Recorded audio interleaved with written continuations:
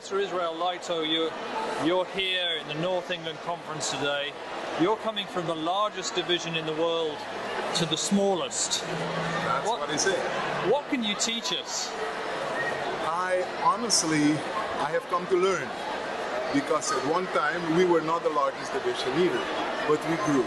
The one thing that the Lord has blessed us with is that our people are daring. We don't hold a tight control over our laity. We allow our lay people to think, to act. We allow our ministers to invent and to do things. Of course, the division gives direction, but we trust that the Lord is leading His church. And that attitude has allowed for people to do things and surprise us by the way how the Lord is leading through them. Now, you've talked this morning in your sermon about some of the dangers and some of the advantages of looking back. Sometimes we here in Britain, we look at Jamaica, we look at the Caribbean, and we see the churches growing there. Many of our members came from there in the past, and they're saying, if we only did the tent campaigns, if we only did things the way we did it back home, then the church in Britain might be different. You're saying that's not necessarily the answer. Exactly so. Exactly so. It is not because it functions in one place that it has to function the same in all places. Britain has to find its own way of doing things.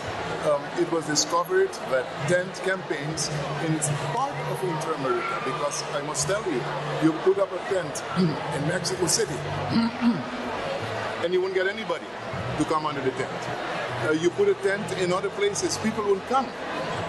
They call, they ask if there's a circus. But you go to other places and it's an absolute success. So you cannot just export success of one place to the other place. We have to discover. We have to experiment and find a way and how things can work best in this place. Now, you're motivating church members, and we've got maybe 25% of the North England Conference either here or watching by live stream today.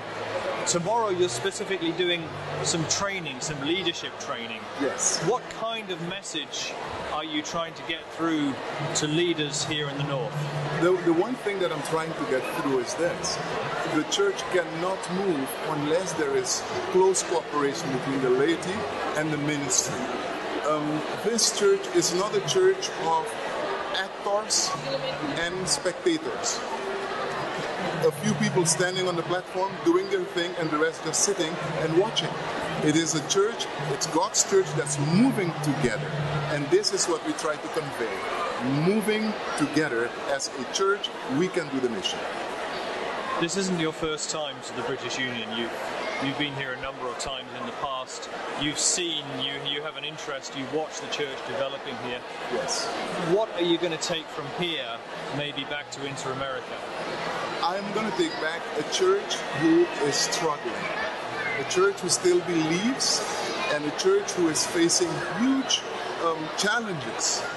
As I told the people at the General Conference when I worked there, the places where the work is moving fast today, if we compare them to the places where the work is moving slower, sooner or later, where the work is going slower will catch up.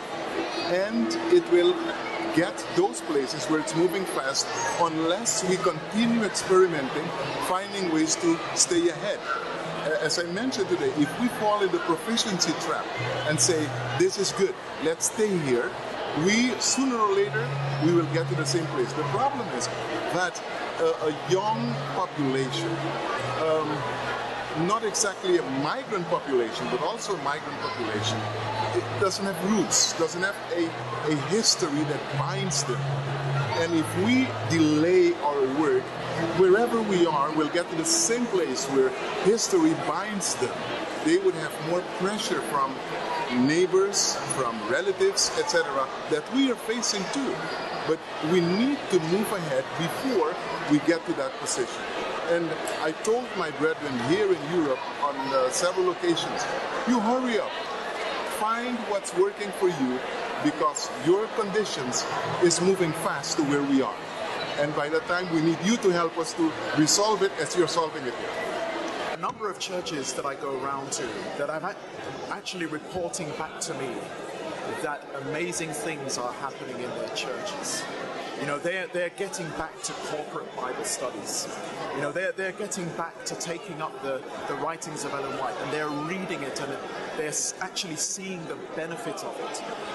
Church boards are coming back and saying to us that they are meeting, they are looking at the walls that are broken down, and they're seeking to put in things that will bring about a change in their community.